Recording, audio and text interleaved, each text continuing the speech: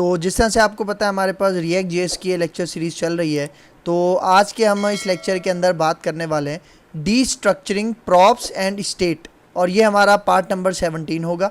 तो मैं हूं आपका सर मोहम्मद आदिल, और अब हम अपना लेक्चर स्टार्ट करते हैं।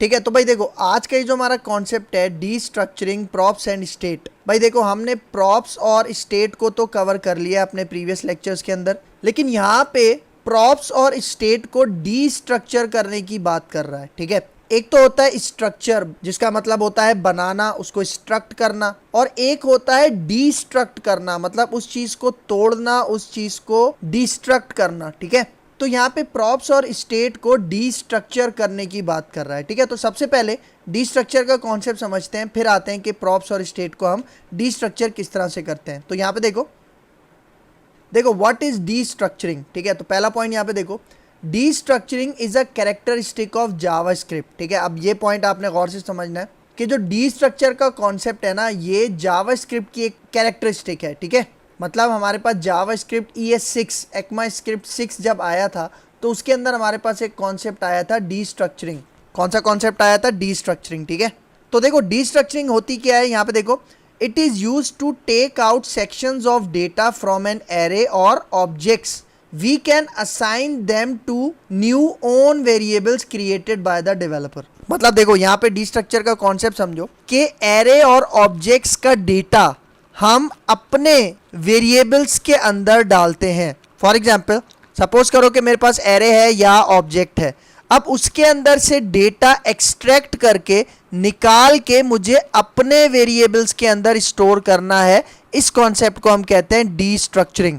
मतलब सपोज करो कि मेरे पास एक एरे है, उस एरे के अंदर 4 एलिमेंट्स हैं, अब मैं चाह रहा हूं उस एरे को डीस्ट्रक्चर करके मुझे 4 वेरिएबल्स के अंदर उसका डेटा भेजना है। तो इस कॉन्सेप्ट के लिए मैं यूज करता हूं जावास्क्रिप्ट का ये डीस्ट्रक्चरिंग का कॉन्सेप्ट। फिर यहां पे देखो second point, in destructuring it does not change an array और एनी ऑब्जेक्ट। मतलब जब आप डीस्ट्रक्चर करते हो ना अपने एरे को या ऑब्जेक्ट को, तो वो उसका डेटा चेंज नहीं करता। मतलब एरे का डेटा या एरे खुद चेंज नहीं होगा। देखो यहाँ पे क्या कह रहा है, it makes a copy of the desired object और array element by assigning them in its own new variables. मतलब आपका जो एरे का डेटा है या ऑब्जेक्ट का डेटा है, आप उनकी कॉपीज बनाकर अपने वेरिएबल्स के अंदर एक्सट्रैक्ट कर सकते हो, डाल सकते हो। फिर देखो यहाँ पे यही कह रहा है, later we can use this new variable in React class और फंक्शनल कंपोनेंट्स। मतलब एरे हो या हमारे पास कोई ऑब्जेक्ट हो, हम उसमें से क्या कर सकते हैं, डेटा निकाल के वेरिएबल्स में स्टोर कर सकते हैं, और फिर उन वेरिएबल्स को आगे जाके हम क्लास के अंदर या फंक्शनल कंपोनेंट्स के अंदर यूज कर सकते हैं। ठीक है, और मैंने क्या बताया कि ये जो कॉन्सेप्ट है डीस्ट्रक्चरिंग का, ये जावास्क्रिप्ट ES6 में आया था, लेकिन हम इसको रिएक्ट के अंदर भी यूज कर सकते हैं, क्योंकि रिएक्ट आपको पता है ES6 को भी फॉलो करता है। सही है, तो यहाँ पे देखो हमारे जो लेक्चर का टॉपिक है ना, वो है प्रॉप्स और स्टेट को डीस्ट्रक्चर करना। अब आपको पता है प्रॉप्स है या स्टेट है, हम उसको ऑब्जेक्ट्स कहते हैं ना, क्योंकि उसके अंदर मल्टीपल प्रॉपर्टीज के अंदर हम डेटा स्टोर करवाते हैं, तो उसको भी हम डीस्ट्रक्चर कर सकते हैं। ठीक है, लेकिन अगर मैं डीस्ट्रक्चर का कॉन्सेप्ट उसकी कोडिंग के साथ जो जावास्क्रिप्ट में होता था, वो अगर मैं आपको यहाँ पे दिखाऊं, तो यहाँ पे देखो, डीस्ट्रक्चरिंग एरेज इन जावास्क्रिप्ट। जावास्क्रिप्ट में हम एरेज को या ऑब्जेक्ट्स को डीस्ट्रक्चर किस तरह से करते हैं। तो यहाँ पे देखो, यहाँ पे मैंने एक एरे बनाया हुआ है, देखो इसका नाम क्या है, स्टूडेंट्स, और इसको मैंने कांस्टेंट रखा हुआ है। कांस्टेंट मतलब इसकी जो वैल्यूज है वो मैं चेंज नहीं कर सकता। तो देखो इस एरे के अंदर, स्टूडेंट्स नाम के एरे के अंदर मैंने 3 वैल्यूज स्टोर करवाई है, आदिल, कुमार और जैन। तो देखो अगर मैं इसको डीस्ट्रक्चर नहीं करता, मतलब देखो मुझे क्या करना है, मुझे इस एरे को डीस्ट्रक्चर करके अपने कुछ वेरिएबल्स के अंदर इसका डेटा स्टोर करना है। तो अगर मैं डीस्ट्रक्चर का कॉन्सेप्ट यूज नहीं करता, अगर मैं पुराना तरीका यूज करता हूं, तो पुराने तरीके में क्या होता था, यहाँ पे देखो क्या कह रहा है, ओल्ड वे विदाउट डीस्ट्रक्चरिंग। अगर मैं डीस्ट्रक्चरिंग का कॉन्सेप्ट यूज नहीं करता, तो देखो मैं क्या करूंगा, मैं एक वेरिएबल बनाऊंगा। देखो उस वेरिएबल का नाम मैंने क्या रखा है, std1, और ये जो एरे है स्टूडेंट्स, इसके 0 लोकेशन पे कौन है, आदिल, तो आदिल कहां पे चला जाएगा, std1 के वेरिएबल में चला जाएगा। इसी तरह फिर कुमार 1 इंडेक्स के ऊपर है, तो कुमार का डेटा इस std2 नाम के वेरिएबल में चला जाएगा। फिर इसी तरह तीसरा है जैन, तो जैन का डेटा जो कि इंडेक्स नंबर 2 पे है, उसका डेटा कहां पे चला जाएगा, std3 के कांस्टेंट वेरिएबल के अंदर चला जाएगा। लेकिन आप खुद सोचो, अगर मेरे पास एरे के अंदर बहुत सारा डेटा है, बहुत सारे एलिमेंट्स हैं, और अगर मैं ये ओल्ड वे यूज करता हूं, तो मेरा तो बहुत ज्यादा टाइम वेस्ट हो जाएगा इसको डिस्ट्रक्चर करने में। तो अब मैं क्या करता हूं, मैं ये तरीका यूज नहीं करूंगा, मैं डीस्ट्रक्चरिंग का कॉन्सेप्ट यूज करूंगा। किस तरह से, यहां पे देखो डीस्ट्रक्चरिंग एरेज इन जावास्क्रिप्ट, ठीक है। तो यहां पे देखो मैंने दोबारा उसी तरह का एक एरे बनाया स्टूडेंट, जिसके अंदर 3 एलिमेंट्स हैं। अब मैं इसके अंदर कॉन्सेप्ट यूज करूंगा डीस्ट्रक्चरिंग का। तो मैं क्या करूंगा, यहां पे देखो मैंने कॉन्स्ट का कीवर्ड लगाया, आप लेट का कीवर्ड भी यूज कर सकते हो। और यहां पे देखो मैंने स्क्वायर ब्रैकेट के अंदर 3 वेरिएबल नेम्स पास किए, std1 std2 और std3, और इसके अंदर किसको असाइन कर दिया, अपने स्टूडेंट्स वाले एरे को। तो देखो मेरे स्टूडेंट्स वाले एरे के अंदर कितने एलिमेंट्स हैं, 3 एलिमेंट्स हैं। और यहां पे देखो मैं अपना ये स्टूडेंट्स वाला एरे इन 3 वेरिएबल्स में असाइन करना चाह रहा हूं। तो होगा क्या, यहाँ पे जो हमारे पास जावास्क्रिप्ट का कंपाइलर होता है वो ऑटोमेटिकली क्या करेगा, ये जो आदिल है उसको std1 में स्टोर कर देगा, कुमार को std2 में स्टोर कर देगा और जैन को std3 में स्टोर कर देगा। तो आप यहाँ पे देखो कितनी आसानी से मैंने क्या किया, अपने एरे को यहाँ पे डिस्ट्रक्चर करके वेरिएबल्स के अंदर स्टोर करवा लिया। मतलब आप डिस्ट्रक्चर को देखो, और जो मैंने यहाँ पे पिछली स्लाइड में आपको विदाउट डिस्ट्रक्चर करके दिखाया था, तो ये देखो हमारा कितना ज़्यादा कोड और कितना ज़्यादा जो हमारे पास टाइम है वो वेस्ट होने से बच जाता है अगर हम डिस्ट्रक्चर का कॉन्सेप्ट यूज़ करें, ठीक है। लेकिन यहाँ पे देखो हमारा जो टॉपिक है ना, हमारा टॉपिक है डिस्ट्रक्चरिंग प्रॉप्स एंड स्टेट, मतलब प्रॉप्स और स्टेट को किस तरह से डिस्ट्रक्चर करते हैं। क्यों, क्योंकि ये आपके पास ऑब्जेक्ट्स होते हैं, ठीक है, जिसके अंदर मल्टीपल प्रॉपर्टीज होती हैं, जिसको हम एरे की तरह ही एक्सेस कर सकते हैं। किस तरह से, तो यहाँ पे देखो मैं आता हूँ अपने विजुअल स्टूडियो कोड में, ठीक है। तो यहाँ पे देखो, यहाँ पे ये मेरी index.js वाली फाइल है। अब मैं अपने src के फोल्डर के अंदर एक बिल्कुल फ्रेश कंपोनेंट की फाइल यहाँ पे ऐड करता हूँ। तो राइट क्लिक करते हैं, src में न्यू फाइल पे जाता हूँ, ठीक है। और इस फाइल का नाम फॉर एग्जाम्पल मैं रख देता हूँ कस्टमर, ठीक है। customer.js के नाम से मैंने ये कंपोनेंट बनाया। और अब यहाँ पे सबसे पहले मैं फंक्शनल कंपोनेंट बनाता हूँ, और फंक्शनल कंपोनेंट के साथ किस तरह से हम डिस्ट्रक्चर करते हैं अपने प्रॉप्स को, वो करके दिखाता हूँ। तो देखो यहाँ पे शॉर्टकट लिखूंगा RFCE, और यहाँ पे आके जैसे एंटर करूँगा तो देखो यहाँ पे मेरे पास फंक्शनल कंपोनेंट बन गया, और वो यहाँ पे देखो एक्सपोर्ट भी हो रहा है। तो अभी मैं आपको क्या बता रहा हूँ, डिस्ट्रक्चरिंग विद प्रॉप्स, ठीक है। प्रॉप्स को डिस्ट्रक्चर किस तरह करते हैं वो मैं आपको बताता हूँ। तो देखो सबसे पहले इस कंपोनेंट को मैं अपनी index.js फाइल के अंदर यहाँ पे इंपोर्ट करवा लेता हूँ, ठीक है। मैं इस लाइन को कॉपी करता हूँ, ठीक है, और यहाँ पे आके मैं कहता हूँ कि भाई हमारी कस्टमर वाली फ़ाइल है, ठीक है, कस्टमर वाली फ़ाइल है। और इसके एलियस का नाम हम क्या रख देते हैं, इसके एलियस का नाम भी मैं यही रख देता हूँ कस्टमर, ठीक है। कस्टमर इसका मैंने नाम रख दिया। और अब यहाँ पे देखो, यहाँ नीचे आके यहाँ पे मैं कस्टमर जो हमारा कंपोनेंट है इसको मैं यहाँ पे क्या करता हूँ, कॉल करता हूँ, ठीक है, ठीक है। यहाँ पे देखो मैंने कस्टमर कंपोनेंट को यहाँ पे कॉल कर लिया। और अब यहाँ पे देखो मैं क्या करता हूँ, ये जो हमारा फंक्शन है ना कस्टमर, इसके पैरामीटर्स के अंदर मैं यहाँ पे प्रॉप्स डाल देता हूँ, सही है। और अब इस प्रॉप्स के अंदर डेटा कहाँ से आएगा, डेटा आएगा यहाँ से, जहाँ से मैं अपना कस्टमर का कंपोनेंट कॉल कर रहा हूँ। तो देखो कस्टमर के बाद मैं भेजता हूँ फॉर एग्जांपल नेम, ठीक है।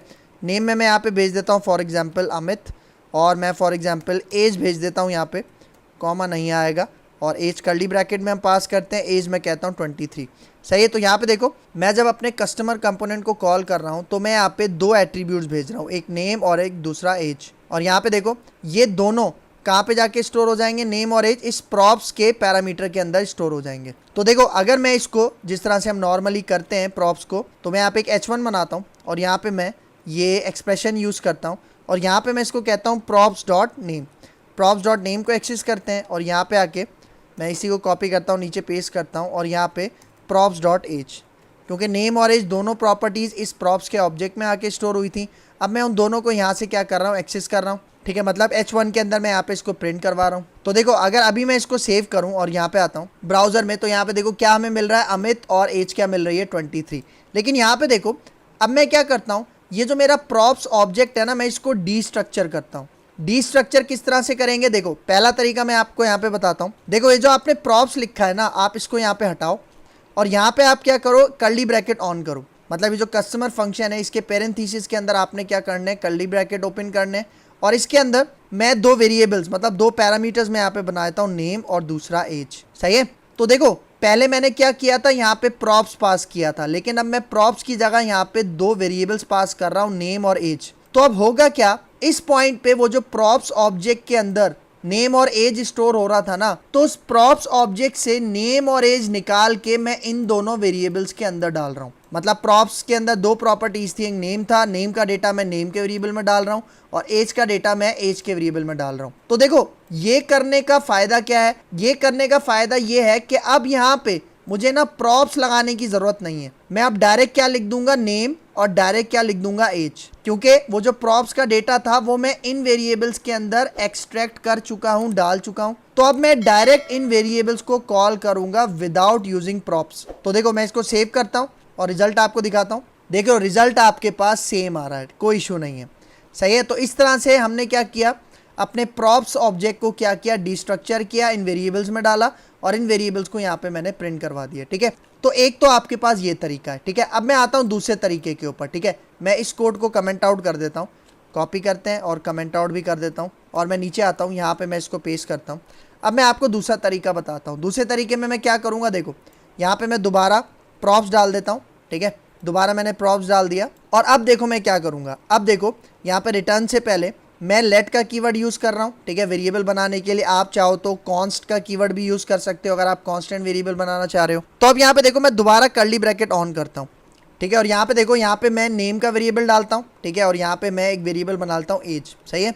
और यहाँ पे इज इक्वल के बाद मैं यहाँ पे डाल देता हूँ प्रॉप्स, सही है। तो देखो यहाँ पे मैं क्या कर रहा हूँ, अपने प्रॉप्स के ऑब्जेक्ट में से जो नेम था वो नेम के वेरिएबल में डाल दिया और जो एज था वो एज के वेरिएबल में डाल दिया। और अभी इसी नेम को और एज को मैं यहाँ पे एक्सेस कर रहा हूँ, सही है। तो देखो इसको सेव करते हैं, ब्राउजर पे आते हैं, तो यहाँ पे देखो दोबारा में रिजल्ट मिल रहा है अमित और एज क्या मिल रही है 23, सही है। तो ये पॉइंट आपने याद रखना है। और एक चीज़ मैं आपको बताता जाऊँ, देखो प्रॉप्स के अंदर जो वेरिएबल्स है ना, ठीक है, जो यहाँ से आ रहे हैं, ठीक है, देखो जो यहाँ से आ रहे हैं नेम और एज, ठीक है। आपने जब यहाँ पे वेरिएबल बनाओगे ना, तब आपने यही वेरिएबल्स यहाँ पे पास करने हैं।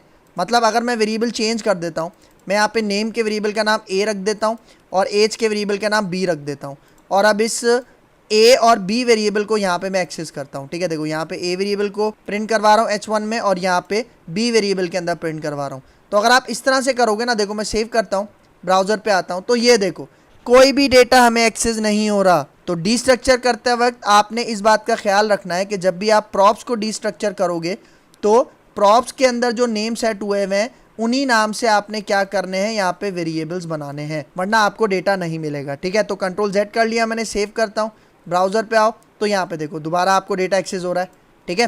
तो प्रॉप्स को डिस्ट्रक्चर करने के मैंने आपको दो तरीके बताए। एक तो मैंने आपको ये तरीका बताया ऊपर, ठीक है, एक तो ये तरीका है और दूसरा तरीका ये है, सही है। तो ये आपने याद रखना है। अब मैं इसको कमेंट करता हूँ। देखो अभी तो मैंने ये बात कर ली फंक्शनल कंपोनेंट की, ठीक है। अब मैं यहाँ पे बात करता हूँ कि क्लास कंपोनेंट के साथ हम प्रॉप्स को किस तरह से डिस्ट्रक्चर करते हैं। तो यहाँ पे देखो मैं यहाँ पे शॉर्टकट यूज़ कर लेता हूँ RCC, ठीक है। RCC यहाँ पे आके मैं एंटर करता हूँ, ठीक है। RCC का मतलब रिएक्ट क्लास कंपोनेंट, ठीक है। तो यहाँ पे देखो, ये देखो ये जो कोड है ना, इसको मैं यहाँ से कट कर लेता हूँ, ठीक है। इस कोड को मैं यहाँ से कट करता हूँ, ठीक है।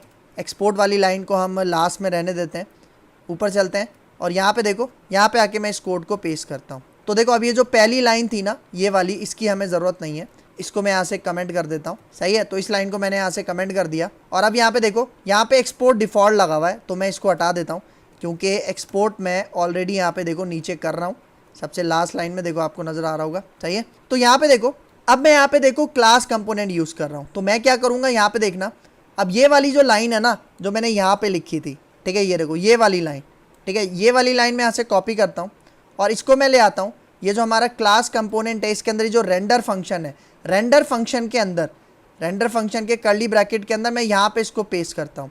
लेकिन यहाँ पे देखो, आपको पता है जब भी आप क्लास कंपोनेंट के साथ प्रॉप्स का यूज़ करते हो तब आप खाली प्रॉप्स नहीं लिखते, आप यहाँ पे दिस डॉट प्रॉप्स लिखते हो। तो मतलब देखो, अब दिस डॉट प्रॉप्स, इसके अंदर जो भी डेटा है उसको मैं इन वेरिएबल्स के अंदर क्या कर रहा हूँ, डिस्ट्रक्चर कर रहा हूँ, एक्सट्रैक्ट कर रहा हूँ। तो प्रॉप्स के अंदर जो भी डेटा था वो यहाँ पर आ गया और अब मैं क्या करता हूँ, यहाँ पे देखो, ये जो दो H1 है इनको मैं यहाँ से कॉपी करके, ठीक है, यहाँ आके डिव के अंदर पेस्ट कर लेता हूँ और ये कमेंट हम हटा देते हैं और इसको ब्यूटीफाई करने के लिए शिफ्ट अल्ट F मैं करता हूँ, ठीक है। तो यहाँ पे देखो, अब क्लास कंपोनेंट के अंदर मैंने अपने प्रॉप्स को डिस्ट्रक्चर किया, इन वेरिएबल्स में डाला और यहाँ पे इस तरह से अब मैं उन्हें प्रिंट कर रहा हूँ, ठीक है। तो इसको सेव करते हैं और इसका रिजल्ट मैं आपको दिखाता हूँ। ब्राउज़र पे आओ, तो ये देखो अभी भी आपके पास बिल्कुल सेम रिजल्ट आ रहा है, ठीक है। अगर मैं डेटा चेंज करके भी आपको दिखा दूँ, ठीक है, मैं डेटा चेंज भी कर देता हूँ। देखो मैं यहाँ पे कह देता हूँ जैन और यहाँ पे मैं एज कर देता हूँ 25, ठीक है। इसको सेव करते हैं और अब यहाँ पे चलते हैं। तो ये देखो जैन और एज आपके पास क्या है 25, मतलब ये तरीका भी आपके पास बिल्कुल सक्सेसफुल तरीके से वर्क कर रहा है। तो देखो ये अभी मैंने बात की कि भाई फंक्शनल कंपोनेंट के अंदर आप प्रॉप्स को किस तरह से डिस्ट्रक्चर करते हो और क्लास कंपोनेंट में आप प्रॉप्स को किस तरह से डिस्ट्रक्चर करते हो। लेकिन जो हमारा टॉपिक था वो था डिस्ट्रक्चरिंग प्रॉप्स एंड स्टेट, और आपको पता है स्टेट का कॉन्सेप्ट हम क्लासेस के अंदर यूज करते हैं, फंक्शनल कंपोनेंट के अंदर यूज नहीं करते।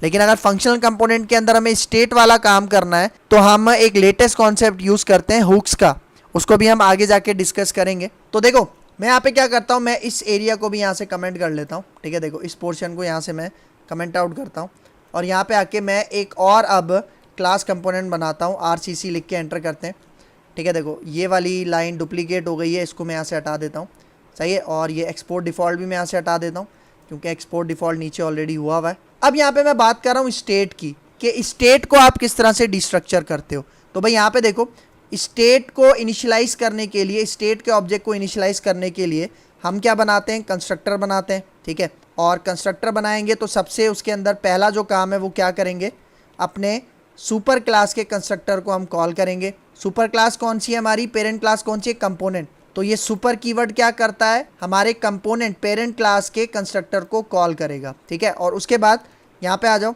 उसके बाद अब मैं अपनी स्टेट का ऑब्जेक्ट बनाता हूँ, किस तरह से, दिस डॉट स्टेट, ठीक है। और उसके बाद इज इक्वल टू, और उसके बाद ये कर्ली ब्रैकेट, और इसके अंदर मैं एक पैरामीटर बना लेता हूँ, फॉर एग्जांपल नेम।